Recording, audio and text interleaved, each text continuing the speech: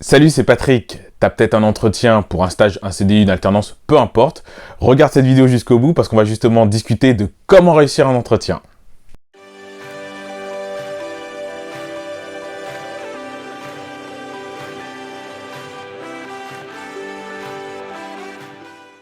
Dans cette vidéo, on va discuter des basiques. Je vais te donner 4 conseils pour réussir ton entretien, que ce soit pour un stage, un CDI, peu importe l'entreprise. 4 fondamentaux, 4 piliers qu'il faudra mettre en place durant les entretiens pour pouvoir être sûr de réussir ton entretien. Premier conseil, c'est d'avoir une attitude positive, d'avoir un body language et une attitude positive. Tu n'as peut-être pas passé beaucoup d'entretiens, peu importe, c'est peut-être ton premier entretien, c'est peut-être le 10e entretien, mais ton recruteur, la personne que tu as en face de toi, elle ne doit pas le savoir. Donc, garde en tête que pour l'entretien, tu dois être souriant, avenant, tu dois avoir une poignée de main franche. Quand tu es face au recruteur et qu'il vient te chercher peut-être dans la salle d'attente, tu dois l'attendre avec un sourire. Bonjour, enchanté. Ne néglige jamais les formes de politesse. Ça, c'est très très important. Et puis, fais en sorte d'avoir un body language qui est contrôlé, qui est maîtrisé. Je dis souvent aux candidats, prenez un stylo en main si vous êtes durant un entretien et que vous allez vous parler un peu trop avec les mains.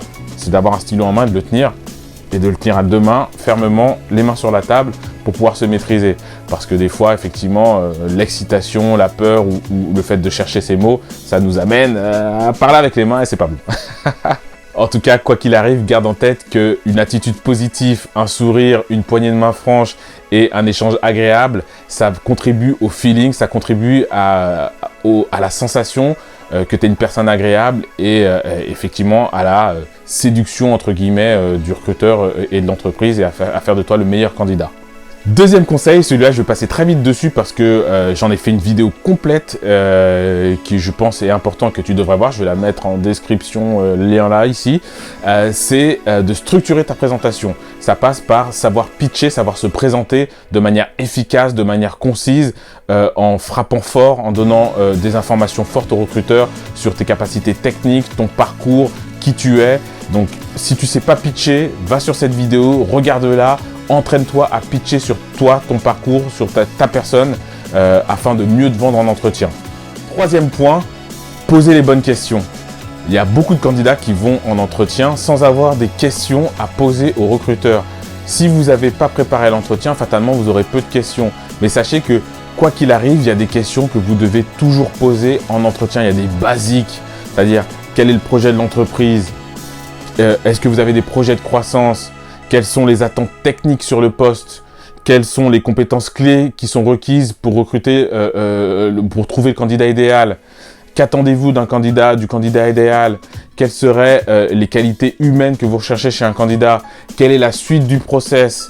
Combien de temps va prendre le process de recrutement? Dans combien de temps vous allez répondre? Vous allez terminer une shortlist? Ça, c'est des questions que vous devez avoir.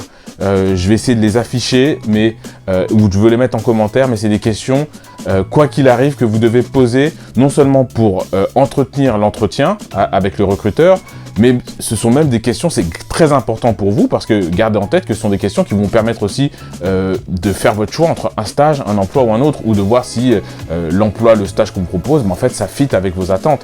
Parce que si vous ne posez pas ces questions et que vous vous contentez de lire une fiche de poste, la fiche de poste ne répondra pas forcément à toutes les questions. Et ça, c'est important. Le quatrième point, c'est d'avoir un message. Beaucoup de candidats négligent cela. C'est-à-dire que si tu vas en entretien, tu as forcément un message à transmettre. Tu as forcément une intention à transmettre. Si la plupart des candidats vont en entretien, n'ont pas de message à délivrer au recruteur, c'est le moment de toi de te singulariser, de te différencier des autres candidats en ayant un message. Et ce message, c'est tout simplement ton envie de prendre le poste, ton envie de rentrer, d'adhérer à un projet d'entreprise, ton envie d'évoluer dans une structure ou d'apporter des compétences. Tu dois avoir un message. Quel message? Est-ce que tu t'es posé la question de quel message je veux transmettre au recruteur quand je vais à un entretien? Le message, c'est quelque chose d'important. Il y a beaucoup de candidats qui le négligent. Transmettre un message, c'est de dire au client, monsieur le client, monsieur le recruteur, voilà pour quelle raison je veux travailler chez vous ou pour quelle raison je veux travailler avec vous. D'accord? Donc ça peut être parce que le secteur d'activité te plaît, ça peut être parce que le challenge du poste te plaît, ça peut être parce que l'environnement de travail te plaît, ça peut être parce que les compétences qui sont requises pour le poste c'est des compétences que tu veux aiguiser, que tu n'as pas ou que tu as déjà et que tu peux développer dans le poste. Mais tu dois te dire à chaque entretien et à chaque poste sur lequel j'ai été reçu en entretien, j'ai un message. Et ce message, je veux le marteler. Je veux que le client, il l'entende. Et que ça reste un fond, entre guillemets, dans le crâne du client et qu'ils se disent, quand ils débriefent entre eux, entre l'opérationnel, le RH, ainsi de suite, ils disent, tiens, le candidat nous a fait passer un message fort. Et ça, c'est quelque chose que beaucoup de candidats négligent. Certains le font instinctivement, mais que beaucoup négligent. C'est que vous vous singulariserez dans notre candidat si vous avez un message à passer. Ne venez pas à un entretien d'embauche juste parce que finalement, vous voulez un job et un salaire.